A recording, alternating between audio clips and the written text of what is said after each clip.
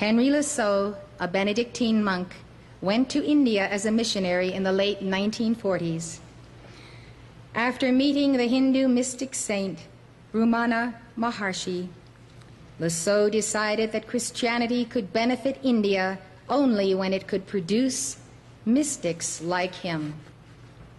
Rumuma Maharshi lived from 1879 to 1950, one of the most precious saints that India has ever produced. When I first heard of him, I felt that he was a kindred soul of all of us.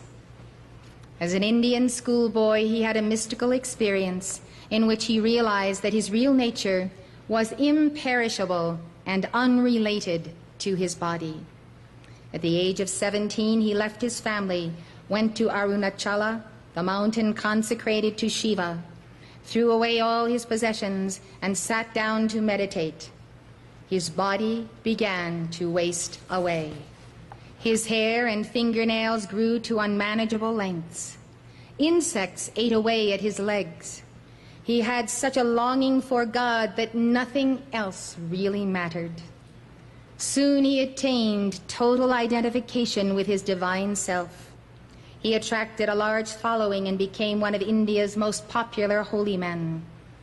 Rumuma Maharshi's basic principle was that oneness with God, or the self, is not an alien or mysterious state, but the natural condition of man.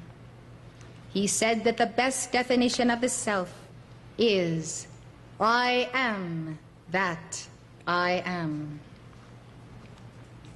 Henry Lassalle, the Benedictine monk who tried to emulate Ramana, became a hermit at Arunachala and began to meditate.